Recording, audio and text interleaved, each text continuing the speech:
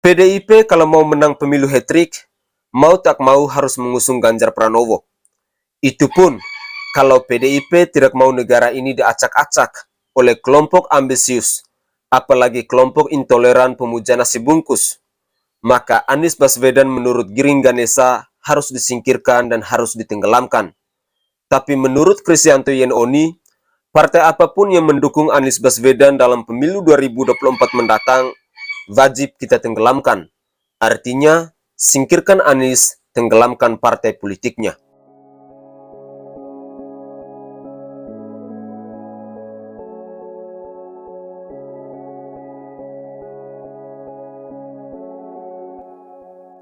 Saudaraku sebangsa dan setanah air, para penonton kanal YouTubeku yang sangat saya hormati dan sangat saya cintai. Salam jumpa dan selamat bertemu kembali bersama saya, Sainai. Setelah sekian lama bungkam, akhirnya Ganjar Pranowo menyatakan diri siap maju di Pilpres 2024. Berarti saat ini sudah ada 3 bakal calon presiden, yaitu Prabowo Subianto, Anies Baswedan, dan Ganjar Pranowo. Menariknya, saat Ganjar Pranowo ditanya dalam sebuah wawancara apakah siap nyapres, Ganjar pun menjawab, kalau untuk bangsa dan negara ini, apa sih yang kita tidak siap? Ganjar menjelaskan, semua anggota partai harus siap jika memang diusung menjadi calon presiden. Pasalnya, setiap partai pasti memilih kader terbaik. Ketika partai sudah membahas secara keseluruhan dan dia akan mencari anak-anak bangsa yang menurut mereka terbaik, menurut saya semua orang mesti siap soal itu, katanya. Meski begitu, Ganjar Pranowo menghormati PDIP dengan tidak buru-buru bermanuver. Akan tetapi, bila tiba waktunya nanti, PDIP akan mengumumkan siapa capres yang akan diusung. Biasanya, PDIP bermain di akhir, jarang curi start karena masih melihat situasi politik. Dengan demikian, Ganjar Pranowo akan bertarung dengan Prabowo Subianto dan Anies Baswedan jika ketiganya tidak berhalangan. Dan setelah sekian lama, kemungkinan bakal ada 3 pasangan capres-cawapres. Kalau melihat kenyataan ini, menurut pandangan saya, PDIP pasti tak akan sekonyol itu untuk memaksakan Puan Maharani kepada publik, karena bagi saya, Puan Maharani itu belum layak. Elektabilitasnya masih sangat kecil. Mau diangkat setinggi apapun, tetap saja akan sangat sulit. Puan Maharani ibaratnya kartu mati. Kalau PDIP memaksa mengusung Puan Maharani, sama saja bikin Anies Baswedan senang bukan kepalang. Nasdem dan Surya Paloh bakal tertawa gembira. Apalagi Yusuf Kala bakal merayakan kebebasan ini dengan sangat meriah 7 hari 7 malam. Tapi saya yakin Ganjar Pranowo akan tetap diusung oleh PDIP. Terlalu sulit mengabaikan hasil survei, apalagi rata-rata survei menunjukkan hasil yang sama, dengan track record yang bisa dipercaya. Mengingat itu bukan lembaga survei abal-abal yang muncul mendadak entah kapan saja. Selain itu, saya melihat bahwa hanya Ganjar Pranowo dan Prabowo Subianto yang bisa mengalahkan Anies Baswedan, sedangkan Ganjar Pranowo besar kemungkinan bisa mengalahkan keduanya sekaligus. Saya sebenarnya punya prediksi, kalau mau kalahkan Anies Baswedan dengan telak, bisa dengan satu syarat. Ganjar Pranowo duet dengan Prabowo Subianto, maka dijamin Pilpres bakal kelar saat ini juga. Tak perlu lagi ada survei-survei. Tak usah pusing-pusing untuk menebak hasil Pilpres. Anies Baswedan pasti tak akan punya harapan menang. Karena jika duet maut ini terjadi, maka akan membuat parpol lain jadi malas untuk ikutan mengusung capres. Buang-buang uang dan buang-buang waktu soalnya. Tapi tidak segampang itu jika Ganjar Pranowo berduet dengan Prabowo Subianto.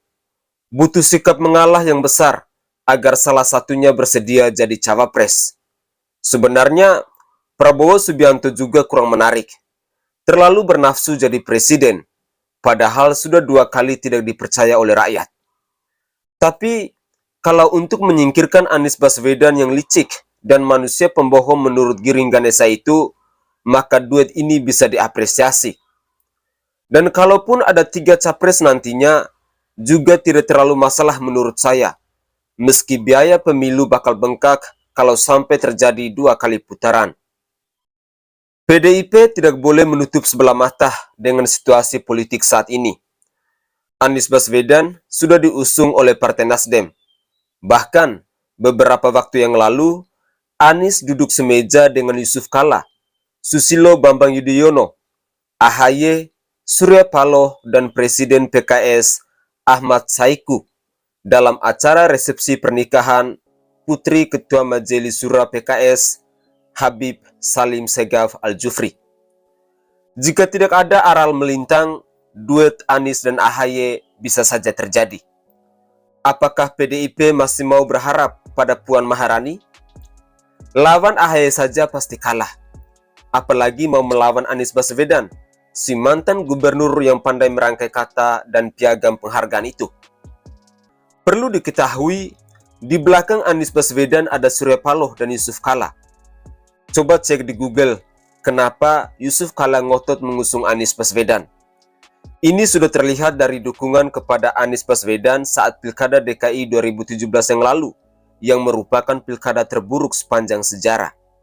Lalu, di belakang AHY ada Bapak Prihatin atau Bapak Mangkrak atau ownernya Wisma Atlet Hambalang, yaitu Susilo Bambang Yudhoyono. Surya Paloh, SBY, dan JK, coba tarik benang merahnya. Ada persamaan yang mereka miliki saat ini, yakni persamaan kepentingan pribadi, bukan kepentingan orang banyak, apalagi untuk rakyat Indonesia.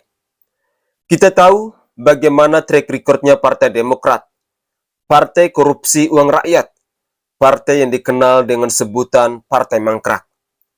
Kita juga tahu Yusuf Kala itu seperti apa. Surya Paloh baru saja banting setir dengan mengusung Anies Baswedan yang besar kemungkinan hanya untuk menyelamatkan partai dari potensi kegagalan lolos ke Senayan. Saudaraku sebangsa dan setanah air, para penonton kanal YouTubeku yang sangat saya hormati dan sangat saya cintai. Sejak Heru Budi Hartono menjabat sebagai pejabat gubernur DKI, banyak yang merasa bahwa Jakarta sudah keluar dari zaman kegelapan. 5 tahun terbuang sia-sia akibat gubernur lebih banyak cuap-cuap. Bayangkan kalau orang ini jadi presiden di bangsa dan negara yang besar ini. Bukankah satu negara bisa masuk ke zaman kegelapan? Belum lagi Agus Harimurti Yudhoyono atau AHY yang jadi wakil presidennya. Ini bagaikan kesuraman yang tak terbayangkan, yang akan dirasakan sampai 7 keturunan. PDIP kalau mau menang pemilu hat-trick, mau tak mau harus mengusung Ganjar Pranowo. Itu pun kalau PDIP tidak mau negara ini diacak-acak oleh kelompok ambisius, apalagi kelompok intoleran pemuja nasi bungkus, maka Anies Baswedan menurut Giring Ganesa harus disingkirkan dan harus ditenggelamkan. Tapi menurut Kristianto Yenoni, partai apapun yang mendukung Anies Baswedan dalam pemilu 2024 mendatang, wajib kita tenggelamkan. Artinya, singkirkan Anies, tenggelamkan partai politiknya. Begitulah kira-kira video singkat saya pada pagi hari ini. Salam hormat, salam NKRI, dan salam Nusantara. Bersama saya Sainai, mari kita selalu berpikir kritis dalam menentukan figur pemimpin yang tepat untuk 2024 nanti.